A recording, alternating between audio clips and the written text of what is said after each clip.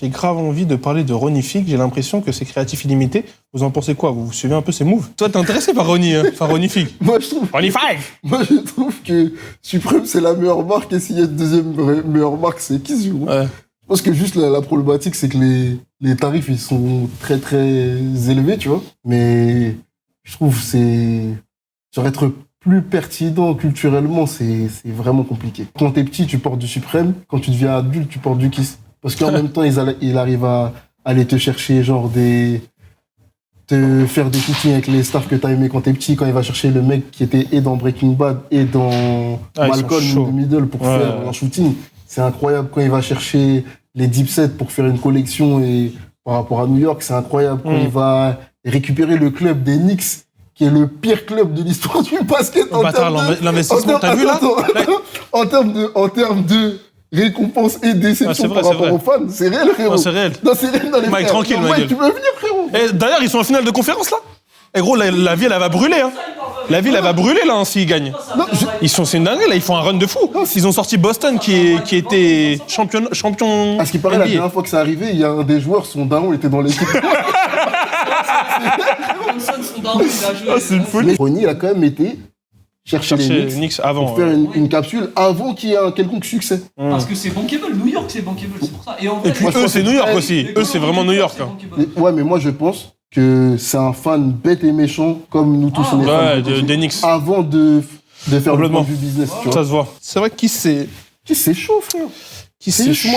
Moi, le discours en produit, c'est chaud. En mode, on est parti d'en bas. Ah ouais, ça, vas-y, dis-le, dis-lui. Dis-le complet. Genre en mode, je suis sorti de la Hesse avec Kiss. Il y a plein d'interviews où il va, il fait genre, on est parti d'en bas de ça, j'ai envie de lui dire chill. C'est comme quand, genre... Kanye, vas-y. Non, pas Kanye, l'autre là. C'est la même chose, la Kardashian du milieu là. Comment ça? Celle qui sortait avec Travis là. Ah, mais tout le monde... Kylie. Kylie, pardon. Et tu vois, par exemple, quand ils disent, ouais, c'est la première self-made millionnaire. Oh là là, self-made, frère. Ça veut dire tranquille. Tranquille, les frères. Dose, faut doser ma gueule. Dose, quand même. Dose. Ronnie, il faut doser ma gueule. Il y en a, ils viennent vraiment d'en bas, gros.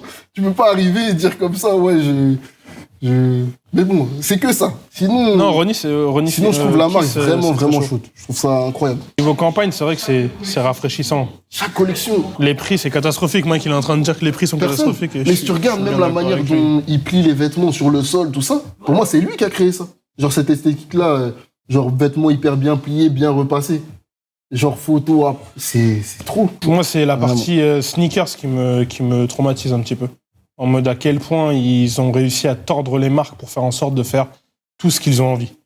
Genre vraiment, c'est vraiment tout ce qu'ils ont envie. Tout ce qu'ils ont envie. Demain, à Zix, ils disent, moi, je veux aller chercher tous les comics de mon enfance et faire un comics carrément Kiss et faire une paire par rapport à la ASICS, alors qu'en vrai, il n'y a même pas vraiment de lien entre les comics et la ASICS, là, par exemple. Et ben, ils font la collection en complet. Et après, demain, ils vont faire Nike. Et le surlendemain, ils font New Balance. Et le surlendemain, ils font Clarks. Et le surlendemain, ils font Adidas. Adidas. Là, ils ont fait collection Adidas, frérot. Ah non, ils sont trop. Il est trop fort. Et c'est un des mecs qui a compris un truc. Genre, en gros, quand t'es créatif, tu peux travailler avec toutes les marques.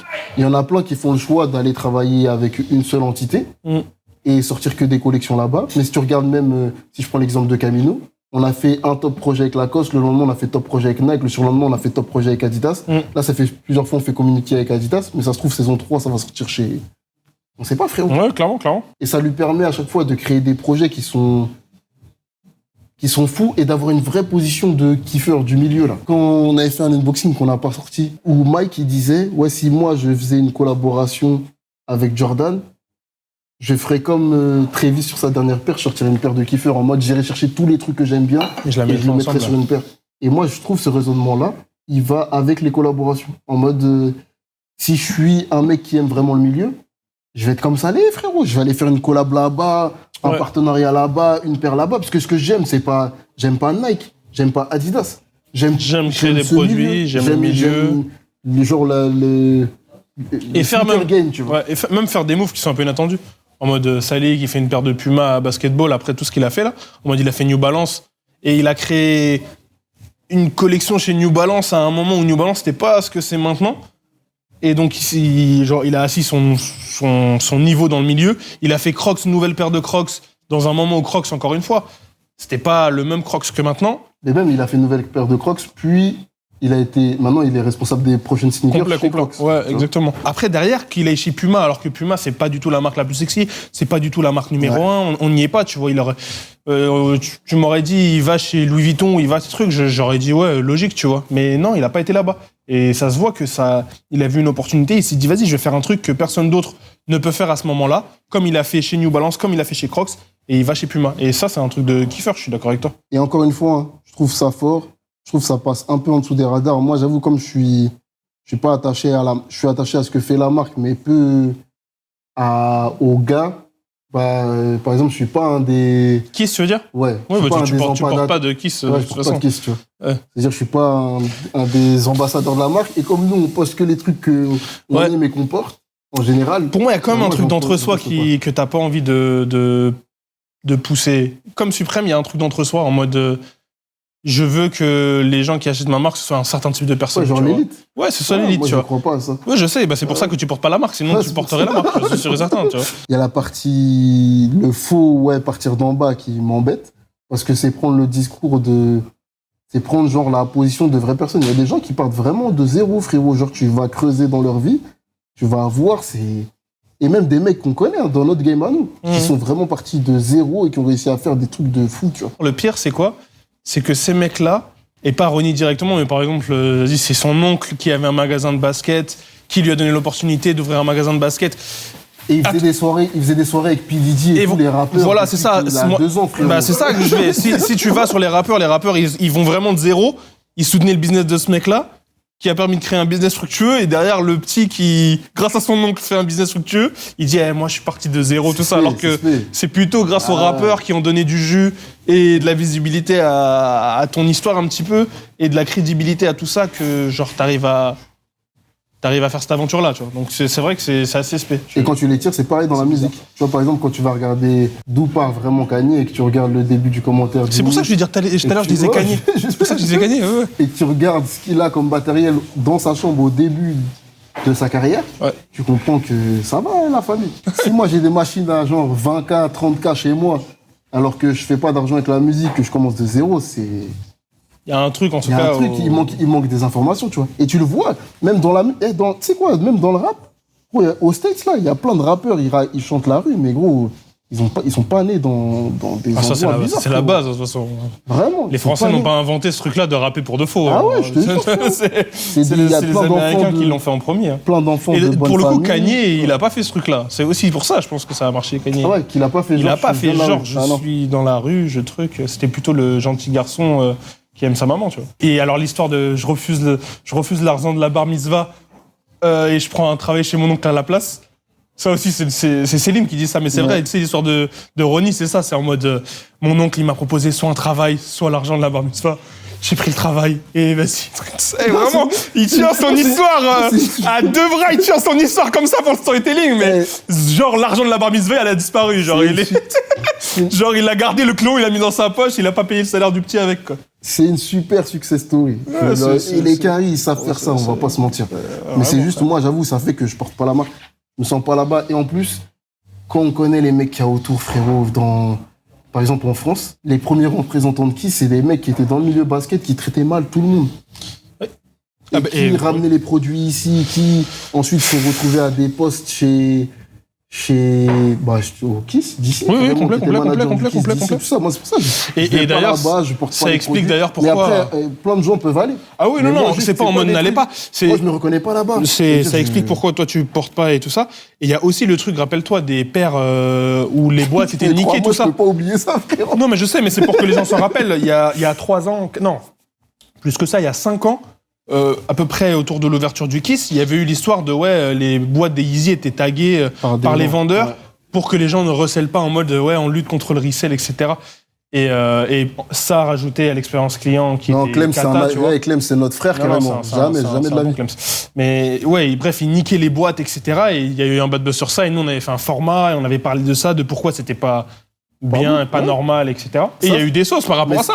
D'ailleurs, ça, c'est une directive qui avait été donnée par le directeur de l'époque.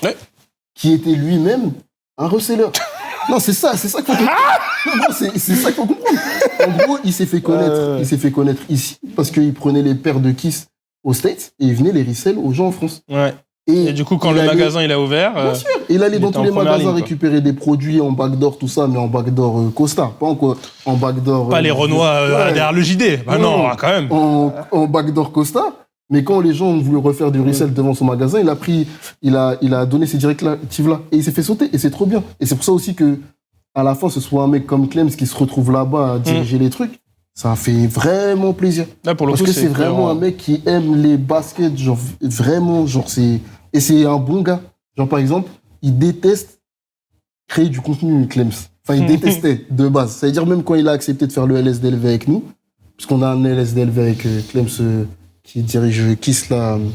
À l'époque où il était chez Black Rainbow. Ouais, à l'époque où il était chez Black Rainbow. Ouais, on a vraiment négocié pour qu'il le fasse, et il l'a fait. Et c'est trop d'art de voir aujourd'hui qu'il fait elle est bonne sa paire avec ses gars. Ouais. Et qu'il ait passé ce truc-là d'aller prendre la parole, parce que pour moi, il représente aussi un conso qu'on ne voyait pas sur Internet. Ouais, en mode les anciens là, de la basket, ils veulent pas créer de contenu alors qu'ils ont des informations à nous transmettre. Tu vois. De fou. Et c'est trop d'art qu'ils aient fait ça au final. Ça permet aussi le pont génération. Ouais. Le truc de partager les trucs que toi t'as vécu il y a 10-15 ans et que les jeunes n'ont pas vécu sur la sneakers. C'est vrai que c'est intéressant. Bah, tu vois, par exemple, c'est exactement des sujets pour moi où on va pas aller faire un post pour dire pourquoi on porte pas de Kiss. Non, c'est vrai. C'est même pas bienveillant d'aller dire et faire un post. Regardez pourquoi on porte pas de Kiss pour X, Y, Z raison. Mais par contre, le live, pour avoir ces takes-là et pour discuter de ces trucs-là avec les gens et de pourquoi aussi on vit même les vêtements, la sable de cette manière-là, je trouve que c'est génial. Et Éméléon Doré, vous le mettez dans le même panier. J'ai l'impression que c'est le même positionnement, mais avec moins la partie culture quand même. Mais c'est New York bien habillé, prépi, c'est la continuité de Polo, quoi, de Ralph et de tous ces trucs-là, quoi. Moi, je me retrouve pas là-dedans. De toute façon, toi, tu vas pas au café dans le 3, on est dans le 3 dans le bureau, et tu vas pas dans les cafés du coin au bord du matcha, donc c'est pas chez Éméléon Doré que tu vas faire ça. Les burgers du coin, frérot. Les burgers du coin sont maîtrisés, crois-moi. Oui, j'ai pas de doute. Je sais, moi-même, je suis avec toi. C'est sûr. Nasme, il dit des fois Fig est dissocié sur ses collabs. Des fois, c'est estampillé Fig, des fois Kiss. En fait, c'est d'art, parce que quand t'as des entités, des noms différents, ça te permet aussi de contractuellement, faire une collab avec estampillé Kiss. Et si t'as une interdiction de sortir des collabs pendant un an, bah, tu peux sortir un truc avec Ronnie Fig à côté, tout ça. Ouais, c'est vrai. Et pour moi, Ronnie Fig, c'est plus le kid de New York créatif. Et Kiss, c'est plus la marque qui est là pour célébrer toute la hip-hop culture, mais maintenant en luxury, en streetwear, vraiment Ils ont sorti un bateau, frérot. Ils ont sorti un bateau. Mais quel bateau incroyable, frérot. Non, vraiment, ils sont trop forts, ils sont trop forts. Ils sont trop forts. Ils sont 300K, je crois, le bateau. J'ai vu 200 ou 300K le bateau. Et vous voyez, je pense que vous voyez clairement que la cible du bateau, en tout cas, c'est pas nous, frérot. Ouais, ou alors c'est nous, mais avec beaucoup plus d'argent, quoi. Il y a aussi la partie direction artistique, tu vois. Et aussi, avoir Ronnie Fig, ça permet aussi de ne pas faire des collabs avec ta marque quand t'as pas envie de mélanger les identités, genre. Ouais, de ouf. En mode, tu veux faire une gamme, par exemple, GR chez New Balance. Tu vas aller prendre le nom Ronnie Fig, parce que de toute façon, c'est pas ça, ce à quoi ressemblerait une collaboration Kiss New Balance. Mais tu prends Ronnie Fig parce que le travail couleur, il est toujours impec, parce qu'il va toujours chercher des mélanges de couleurs qui n'existent pas dans le marché de la sneakers un peu. Ou alors ça existe, mais c'est pas mis en avant sur New Balance, tu vois. Et il fait ça avec Ronnie Fig. Donc il y a plutôt la casquette aussi direction artistique qui, je trouve, est intéressante. Tu vois. Est-ce que tu peux juste dire pourquoi t'as dit c'est les meilleures marques Supreme et Kiss? Parce qu'en même temps, tu dis c'est les meilleures marques, c'est sur l'aspect culturel, là, et en même temps, tu les portes pas. Et j'essaie que t'expliques aux gens ce truc-là. Pourquoi tu trouves que c'est les meilleures marques? Genre, qu'est-ce qui fait qu'ils sont au niveau du au-dessus, pour what? Mais toi, tu penses ça?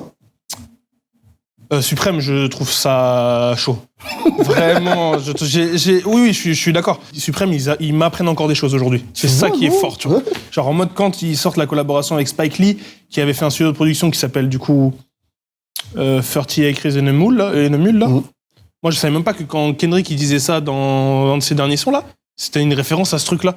De Spike Lee, qui est, directeur, donc réalisateur, Renoir. Moi, je connaissais les pubs avec Jordan, je connaissais tous ces trucs-là, mais le côté engagé, le fait qu'il aille faire... il a fait la biographie de... Enfin, le biopic de Malcolm X, c'est ça? Et le nom du label boîte, c'est aussi la promesse genre qu'on a fait genre aux esclaves en mode C'est ça. quand tu vas arrêter d'être esclave, on va te donner vas-y, 40 une acres mule, et une mule et tu vas pouvoir faire 40 hectares et ouais, tu vas faire pouvoir faire ta propre culture, tu vois. C'est une dinguerie. Mais au final, le pire, c'est qu'au final, personne n'a rien eu, tu vois. Oui. Et c'est pour ça que le le nom, recruter dans les champs. il est pertinent culturellement au tout début, au moment de Spike Lee, au moment où... Et quand Suprême, ils sortent la collection là et qu'ils racontent le truc, moi, je me le prends du coup à reculons et je suis choqué, tu vois, d'avoir la compréhension même de tout ce qu'il a fait Spike Lee, de voir le merch à l'ancienne, parce que du coup aussi c'est ça, ils avaient fait du merch à l'ancienne, là ils reprennent le merch, ils le ressortent, alors qu'en vrai je sais que si Spike Lee l'avait fait tout seul, je l'aurais jamais vu, j'en aurais jamais entendu parler, et c'est beaucoup plus marquant, tu vois. Et ça me donne vraiment envie d'aller de l'acheter, tu vois. Mais même presque. Mais j'ai pas fait parce que, vas-y, les prix suprêmes, c'est un peu cata. Mais par contre, sur le côté histoire, c'est vrai que c'est wow. C'est trop chaud. Et même, regarde le nombre de personnes qu'on est au bureau.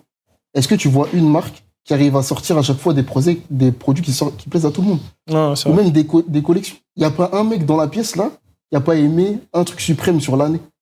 Tu sais, il y a tout le temps un truc où tu te dis, ah ouais, Marité, c'est chaud. Ah non, le truc... l'ensemble Nike, après, trop, demain, c'est trop. T'as Cosmo et Street Fighter, après, demain, t'as... Et même Cosmo, t'imagines, ils ont réussi à retourner Cosmo.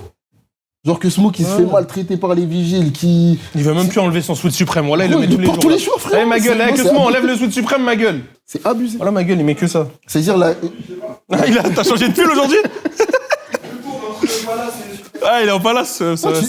Si tu te dis que genre ces mecs-là, ils arrivent à la fin à porter du suprême, c'est que c'est quand même fort. Ouais. Et après, genre le fait de raconter des belles histoires de... Tu vois, les Kiss, moi j'ai un truc avec les anciennes personnalités du hip-hop, là. Moi j'ai envie de les voir en genre vraiment en belle de fou, tu vois. Ils sont très forts pour recruter les bonnes personnes aussi à l'intérieur de la boîte. Hein. Batman, mon ref. Et tu vois, là, on le voit en beau. Faire un comparatif. On voit en beau, et je sais ce que tu vas comparer. Tu vas comparer avec Drôle de Monsieur Tyson. Ouais, bah ouais. Je sais, frérot. Drôle de Monsieur Tyson, c'est pas à ce niveau-là. Naokis, gros, en plus, la ref, Naokis, tu te rappelles du T? Tu vois le T? C'est le même où il prend deux pigeons et il les fait s'embrasser. Et il dit Naokis, genre en mode, maintenant vous vous embrassez. Je te jure, c'est ça. C'est des bâtards jusqu'au bout. La ref, elle est géniale. Le même, il est génial. Ils ont fait un t-shirt avec le phototype de lui qui fait embrasser les pigeons. C'est trop fort, gros. Ah, c'est trop. Et c'est ça aussi. Et moi, par exemple, c'est une de mes envies avec Ensemble. Je trouve la culture française, elle est trop chaude et elle est pas célébrée. Ouais, c'est vrai. Et pour moi, nos anciens rappeurs, les anciennes marques de streetwear, elles ont fait des trucs de fou qu'on a kiffé. Et genre, l'histoire, elle est juste arrêtée maintenant. Et d'ailleurs, j'ai trop aimé une des dernières sorties produits de, comment il s'appelle, le frère de Supram, qui a pas été au bout pour moi, mais qui est comme exceptionnel. Je trouve ça, frérot. Je trouve ça, c'est une dingue. Ouais, ça, c'est fort, ça. Gangster de Test, Hidden Faces, c'est très, très fort. Mais dommage, il n'y a pas vraiment Cortex. Bah, en fait, le truc, c'est que même la campagne d'après, là, il annonçait un truc de drop de t-shirt swag, alors qu'en vrai, il y avait vraiment une histoire à étirer sur Gangster de Test. Hein. Avec Cortex, hein. Oh là là là là. Et gros, il aurait fait poser Cyprien. Gros, il y aurait eu un truc de fou à faire avec ça. Genre vraiment, même faire poser les deux, Cyprien et Cortex ensemble. Je pense que ça aurait été vraiment, en tout cas...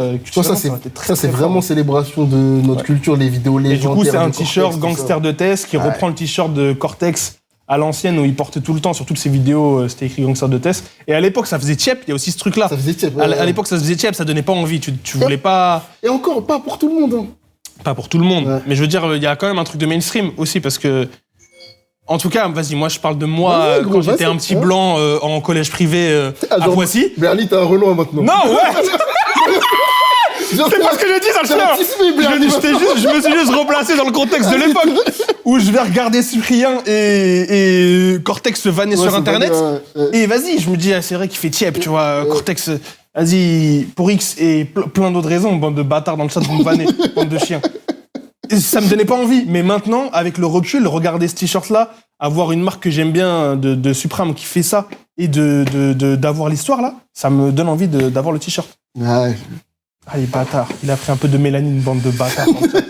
Le Chabin, il a dit, les bâtards. On voulait me faire bande de chiens dans le chat. Le Chabin, c'est un peu de place, gros. Le Chabin. Bande de bâtards, c'est des ouf. Non, c'est exceptionnel. Moi, j'avoue. C'est exceptionnel. Pour moi, c'est ça qui fait que, genre, Suprême et Kiss, je suis désolé, frérot, c'est imbattable. Ouais. Et tu vois, Suprême, Kiss, Yeezy, c'est vraiment les marques. Je regardais les produits, j'avais le seum de me dire je porte pas. Mais Kanye, il avait pas... Bah, il avait Kanye, quoi. Dans le sens pertinence culturelle. Kanye, il avait pas besoin d'autre chose que Kanye pour vendre ses produits et raconter l'histoire. Mais il y avait pas trop de ce truc-là d'aller chercher des anciens, de raconter des histoires. Et clairement, il n'avait pas besoin. Et il avait le meilleur outil de communication de la planète, qui est la famille Kardashian. Ouais, ça. C'est-à-dire, à partir du moment où tu sors une paire, tu leur mets au pied, c'est terminé. Il y avait déjà Kanye qui avait une visibilité de fou. Il y avait des entités qui se construisaient autour de Kanye. D'ailleurs, les rest in peace un peu, mais les Yeezy Mafia, les trucs comme ça. Ouais. Quand l'écosystème Kanye s'est écroulé, il y a vraiment plein de trucs auxquels on n'a pas pensé. Qui sont écroulés avec, quoi. Qui se sont écroulés avec. Genre, par exemple, Yeezy Mafia. Genre, qu'est-ce qu'ils vont poster maintenant? Bah, en fait, le truc, c'est que c'est pire que ça. C'est-à-dire que ça s'est écroulé et c'est revenu parce qu'ils pensaient que Kanye allait revenir. Ouais. Et après, il est revenu. Pendant 5 minutes, ça a été OK. Et après, il y a eu Mein Kampf. C'est pire encore, c'est en mode vraiment, putain, il n'y a plus de collab Adidas, c'est fini et tout, je suis dans la sauce. Et après, tu dis, ah non, c'est bon, il va reprendre. Il sort une paire de chaussettes, il commence à faire la tournée des stades, il sort un album. Et là, t'as une bouffée d'air frais, sûrement chez Yeezy Mafia. Et là, t'as l'autre qui fait des saluts nazis et tout. Oh, la sauce. Ah, ils doivent être dégoûtés, frérot. Crois-moi, en plus, c'est des structures juridiques à la fin. Ça veut dire, ils ont dû recruter des gens. On connaît des mecs qui ont bossé là-bas, tout ça. C'est complexe. Ouais, c'est complexe. rude, hein. Il y a Lococite qui dit, ça va pas parler à tout le monde, ça. Soyons sérieux, en France, c'est pas une culture respectée à sa juste valeur. Il ne tient qu'à nous de faire en sorte que ce soit le cas. Et moi, je pense que les mouvements, ils viennent tout le temps des microcultures au début. À la base, Suprême, c'est pas la marque mainstream que vous voyez aujourd'hui. Non. C'est pas. Et d'ailleurs, est-ce que c'est une marque mainstream? C'est une marque qui a une visibilité d'une marque mainstream. Mais si tu regardes les collaborations qu'ils font, frérot, des fois, il faut se prendre la tête pour essayer de comprendre où est-ce qu'ils ont voulu en venir. Et c'est ça que j'aime trop dans la marque Suprême. Ouais. Là, ils pourraient faire tout droit, genre aller chercher des franchises qui parlent à tout le monde, sortir des collabs sur ces franchises-là. Ils le font, gros. En vrai, ils font toutes les collabs Vans, les collabs Timberland, The North Face. Non, mais c'est-à-dire que c'est vraiment... Tu vas chercher la doudoune la plus classique de l'histoire, entre guillemets, c'est la The North Face. Tout le monde a une The North Face. Ouais, tu vois. Mais le moment où ils vont chercher la collab, c'est pas le moment où la veste, elle est mainstream. Genre, la TNF, elle est même dans le clip de Drake, comment ça s'appelle? You don't get it, do you? Mais bon, mon exemple, il marche avec la Timberland. Mais non, c'est pareil, même Timberland, regarde les produits qu'ils vont chercher. Ils vont pas chercher la paire avec les citrons. Ils vont chercher toutes les autres Timberland bizarres de fou. Et c'est sur ça qu'ils font des collabs. Pour moi, ils se comportent pas du tout comme une marque mainstream, frérot. Vraiment pas. À part quand ils font les Air Max DN. Ça aide, ouais.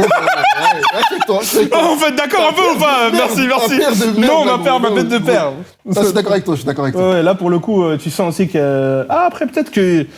Je sais pas, en interne, on n'est pas à l'intérieur de Suprême. Ça se trouve, il y a vraiment des mecs qui ont kiffé la paire de DN, ils ont dit on va travailler dessus. Moi, je pense pas. Ouais, les enjeux de Nike, pour le coup, j'ai l'impression qu'ils ont... C'était quand même bien aligné. Ils ont poussé. Et je pense que la quicheta de Nike, sérieuse. Et le fait que la paire se retrouve là-bas, qu'elle se retrouve en shooting en avant-première chez Cortez, que vas-y. Ouais, c'est plus que du hasard. Ça va. It's more than hazard. Ah ouais. C'est pas ce que ça veut dire. C'est vraiment, c'est dangereux. C'est pas ce que ça veut dire en anglais. Vraiment, c'est vraiment pas. Là, pour moi, mais je suis désolé. Ouais, non, Suprême, pour le coup. Et donc, pourquoi tu veux pas porter le Suprême non plus? Porte du Suprême, merde, c'est normal. En fait, moi, il y a un truc qui s'appelle le syndrome de Stockholm. En gros, ton agresseur, tu commences à aimer ton agresseur. Tu commences à le défendre, ouais. Ça. Moi, frère, c'est mort. Et gros, moi, tu me traites mal. Encore, ça peut passer. Et moi, tu traites mal mes refs qui vont aller essayer juste de faire leur taf dehors, mais nique ta race, frérot. Jamais je vais porter ta marque. Et pourtant, ils ont collabé avec Tekken, frérot. Ils ont collabé avec Tekken, j'avais trop envie d'acheter. Et tu savais, quand on va couvrir Suprême à l'époque où Suprême ça ouvre en France, qu'ils traitaient les gens comme ça? Ils traitaient pas correctement les gens? Non. Ok. Non. Du coup, ça découvre sur place, quoi. Ça découvre sur place. Et moi, ma position, c'est celle de... Je suis en même temps avec les frères en disant vas-y, ils veulent pas nous laisser rentrer, on fait quand même, ils veulent pas nous laisser filmer là, vas-y, allez sur on se débrouille pour aller filmer. On se débrouille, tout ça. Mais j'ai le seum, frère. J'ai le seum. Et les frères, ils ont le seum. Et ça veut dire, moi, j'avoue, je suis en mode. C'est l'humain first, quoi. C'est d'art tes t-shirts avec des visuels cool. Ouais, mais je m'en beurre. Ce sera toujours mon crew avant qui que ce soit dehors, là.